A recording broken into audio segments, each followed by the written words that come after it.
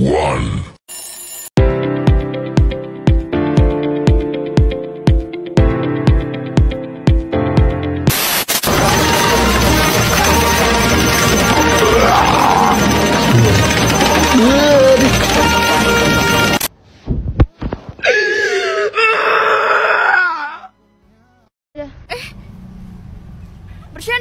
Bercanda.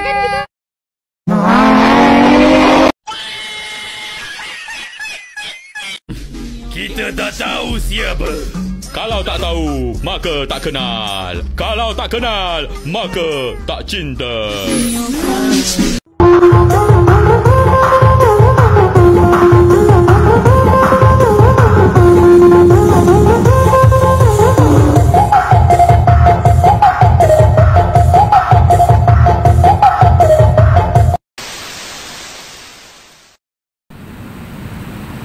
Baiklah, pada kesempatan kali ini saya akan menjelaskan tentang materi teori P3K dan langkah-langkah penanganan P3K. Pertolongan pertama pada kecelakaan atau P3K adalah serangkaian tindakan pertama yang dilakukan untuk memberikan bantuan kepada seseorang yang mengalami cedera, sakit atau kondisi darurat medis yang membutuhkan penanganan segera sebelum. P3K bertujuan untuk menyelamatkan nyawa, mencegah kondisi buruk, dan memberikan kenyamanan bagi korban hingga tim medis profesional tiba.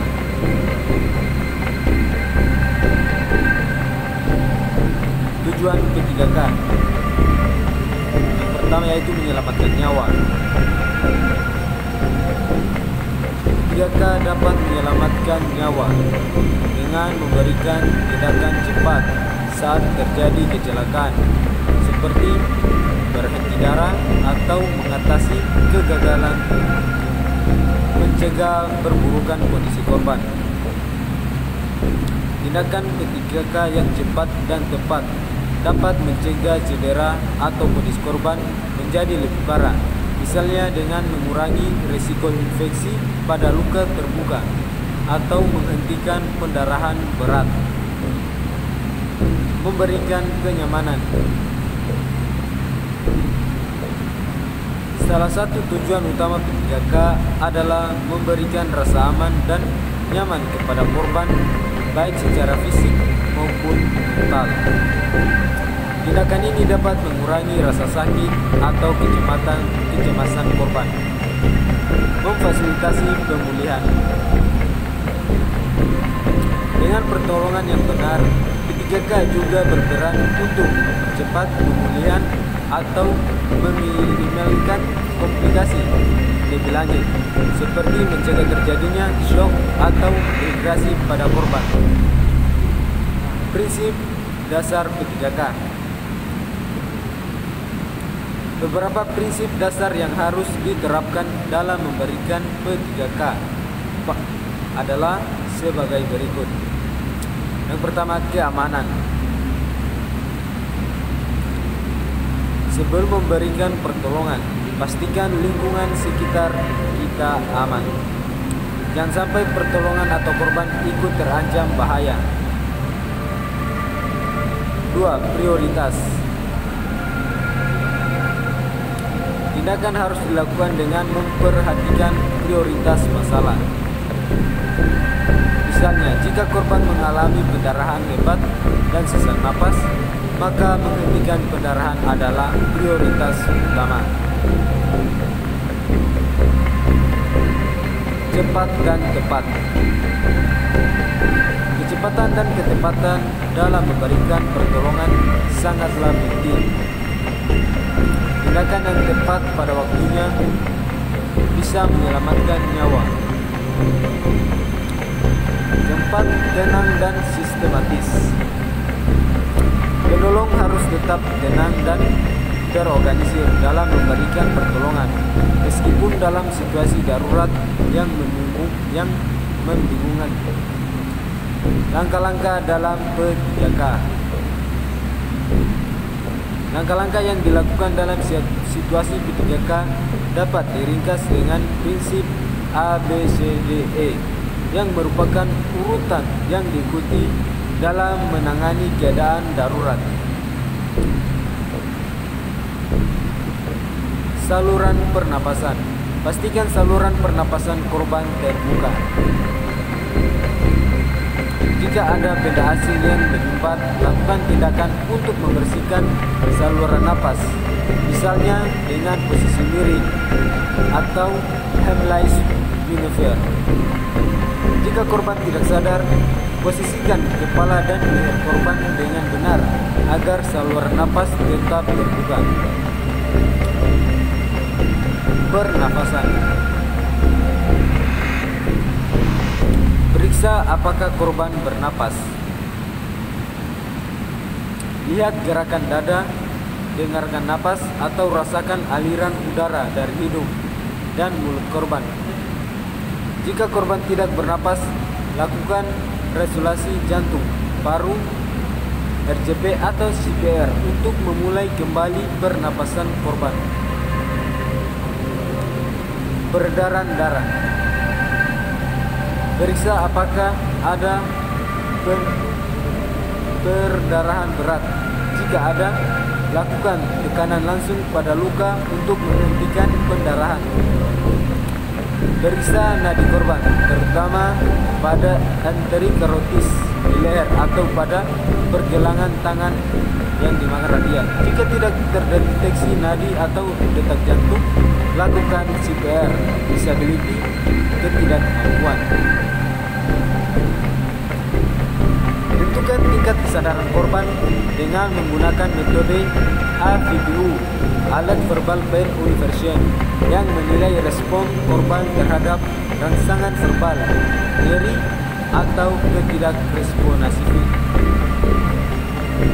Paparan. Periksa seluruh tubuh korban untuk cedera atau luka tersembunyi. Pastikan tidak ada luka yang terlupakan dan bahwa korban diam kondisi aman, tidak kedinginan. Jenis-jenis pertolongan pertama pada kecelakaan. Berikut adalah beberapa jenis keadaan yang sering memerlukan tindakan P3K. Pendarahan.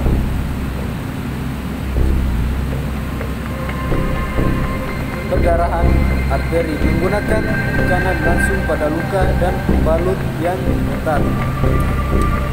Pendarahan vena menggunakan pembalut untuk menghentikan aliran darah. Fraktur atau patah tulang.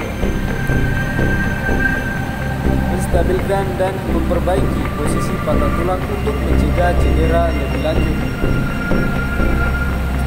Gunakan pidai untuk menjaga stabilitas tulang yang patah. Shock. Mengatasi shock dengan memberikan korban posisi telentang dengan kaki sedikit terangkat jika tidak ada cedera tulang belakang. Menjaga suhu tubuh korban agar tidak mengalami hipotermia. Kejang. Jauhkan benda tajam atau keras dari dekat korban. Jangan mencoba menahan gerakan tubuh korban saat kejang. Setelah kejang berhenti, posisikan korban miring untuk menghindari tersedak, henti jantung atau pernapasan. Segera lakukan CPR dengan melakukan kompresi dada dan memberikan napas bantuan jika korban tidak bernapas dan tidak ada detak jantung. Luka bakar. Segera dinginkan dengan air mengalir pada luka bakar. Hindari penggunaan es langsung. Jangan mencungkil kulit yang terbakar dan melepaskan benda asing yang menempel pada luka bakar. Peran P3K dalam sistem kesehatan.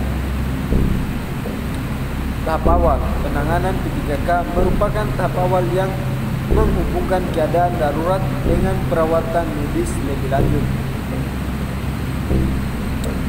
Mengurangi komplikasi. P3K membantu mencegah kondisi menjadi lebih buruk sebelum tim medis datang. Penyelamatan nyawa.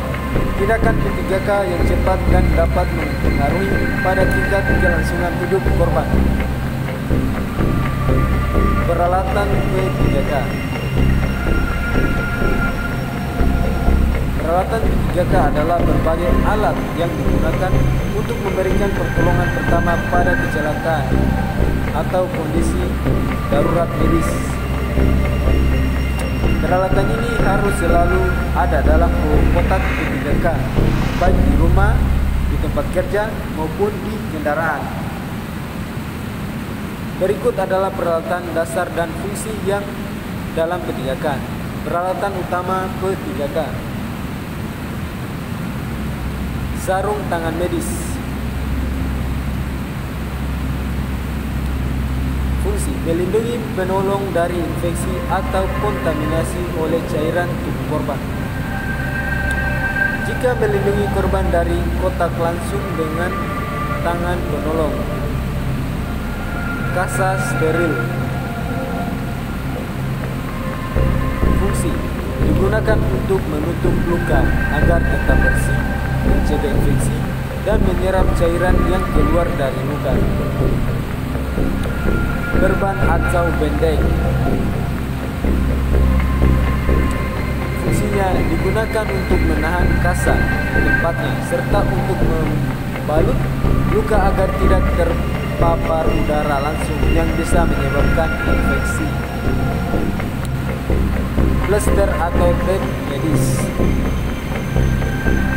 Fungsinya menempelkan kasa atau perban pada luka atau membalut luka kecil.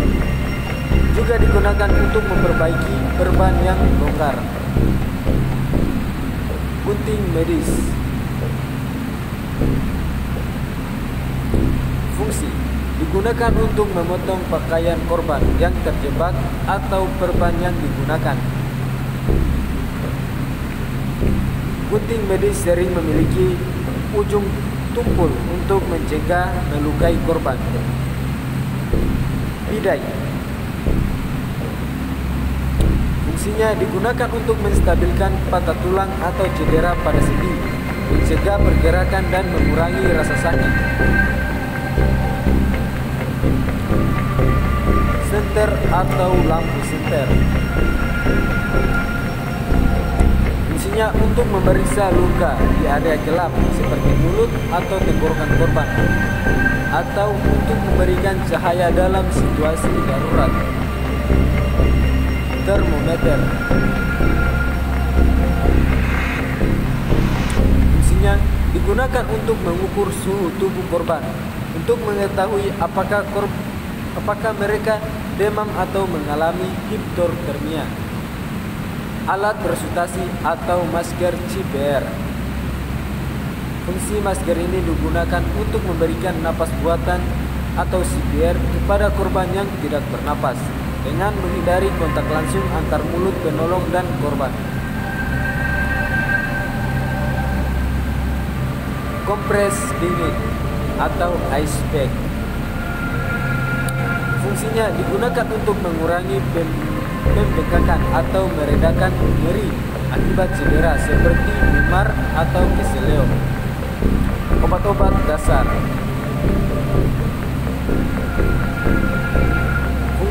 Obat seperti paracetamol penurun demam, antihistamin atau untuk reaksi ringan, dan salep untuk ringan yang dapat diberikan hingga bantuan medis secara penanganan P3K pertolongan pertama pada kecelakaan.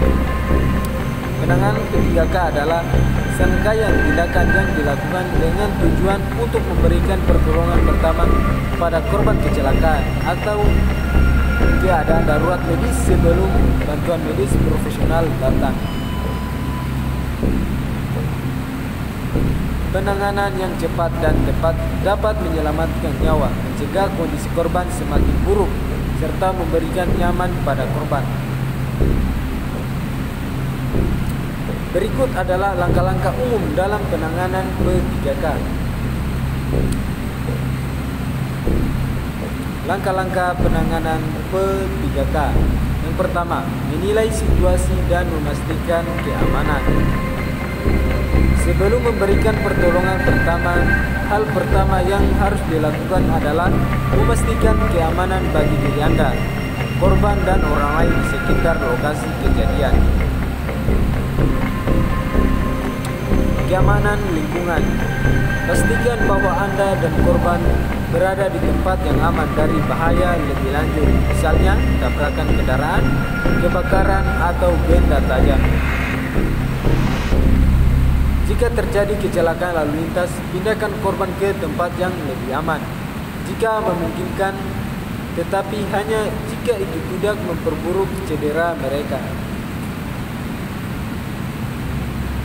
Keamanan penolong. Gunakan sarung tangan atau pelindung diri lainnya untuk menghindari kontak langsung dengan darah atau cairan tubuh korban. Yang kedua, memeriksa kesadaran korban. Evaluasi respon korban. Cek tingkat kesadaran korban dengan cara berbicara dengan mereka. Misalnya dengan bertanya, apakah kamu baik-baik saja? Atau memberikan rangsangan fisik ringan seperti menggoyangkan bahu korban dengan lembut. Jika korban tidak merespon, segera panggil bantuan medis dan lakukan langkah-langkah P3K berikutnya. Yang ketiga, mengamankan saluran napas atau airway. Periksa saluran napas, pastikan saluran napas korban terbuka. Jika korban dalam keadaan tidak sadar, periksa mulutnya untuk memastikan tidak ada benda asing yang menyumbat saluran napas, seperti makanan atau cairan.